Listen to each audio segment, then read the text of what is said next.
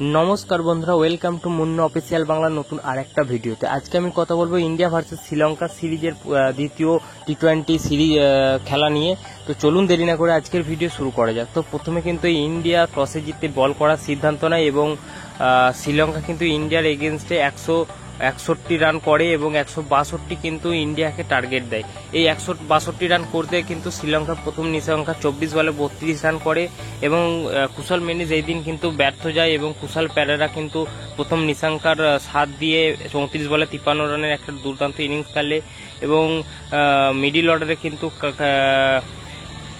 কামিউন Mendis 26 run করে এবং তারপরে কিন্তু সেরকম দ্বারা ভালো রান কিন্তু আসেনি শ্রীলঙ্কার।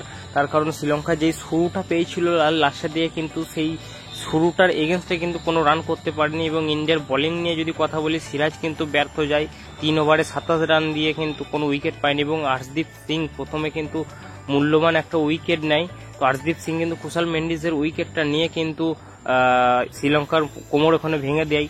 তো একটা উইকেট কিন্তু হর্ষদীপ সিং প্রথমে এমন প্লেয়ারে নিয়েছিল যে কিন্তু টি20তে অসাধারণ বর্তমান সময়ে একটা ব্যাটসম্যান।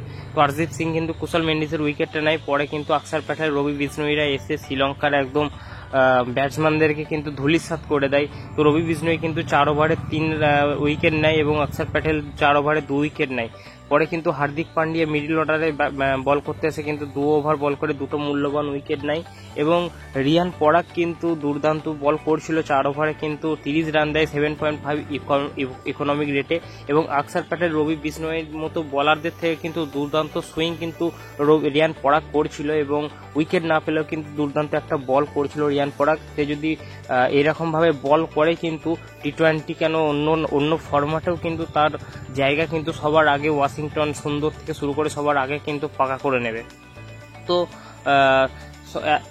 শ্রীলঙ্কা কিন্তু 162 রান ইন্ডিয়াকে টার্গেট দেয় এবং ইন্ডিয়া ব্যাট করতে এসে কিন্তু প্রথমেই আজকে সুযোগ পেয়েছিল সঞ্জু স্যামসন, সে কিন্তু গোল্ডেন ডাকে ফিরে যায় মহেশ দীক্ষিতের বলে আউট হয়ে। তো যশস্বী জয়সওয়াল কিন্তু একটা দুর্দান্ত স্টার্টিং দেয়, 15 ওভারে 30 রান করে, 15 বলে 30 রান কিন্তু যশস্বী জয়সওয়াল করে।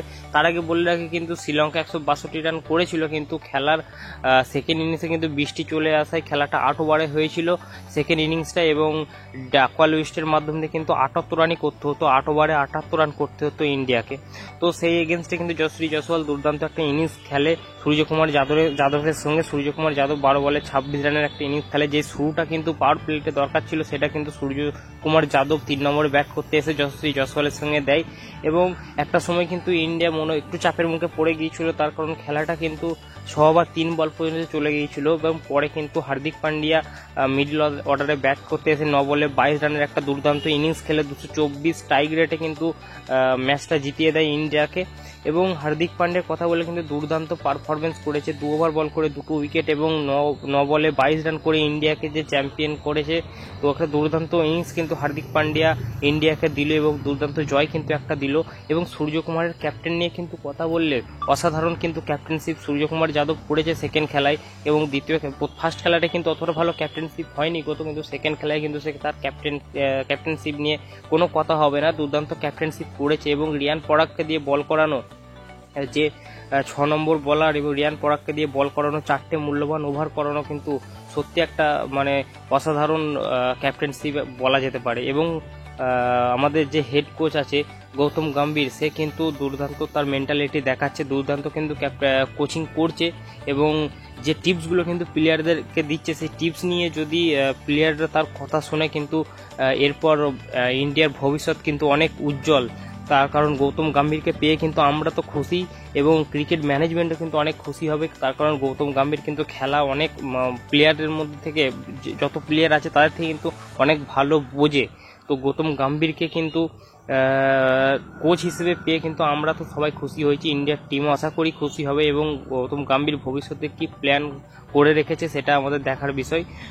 তো এই হলো আজকের ভিডিও। যদি ভিডিওটা ভালো লেগে থাকে অবশ্যই কমেন্ট করে জানান এবং চ্যানেলটা যারা নতুন আছেন অবশ্যই চ্যানেলটা সাবস্ক্রাইব করে বেল আইকনটা টিপে দিন এবং কমেন্ট করতে এবং শেয়ার করতে অবশ্যই ভুলবেন না। তো আজকের মতো এই পর্যন্তই, দেখা হচ্ছে পরের ভিডিওতে। Bye bye, good night.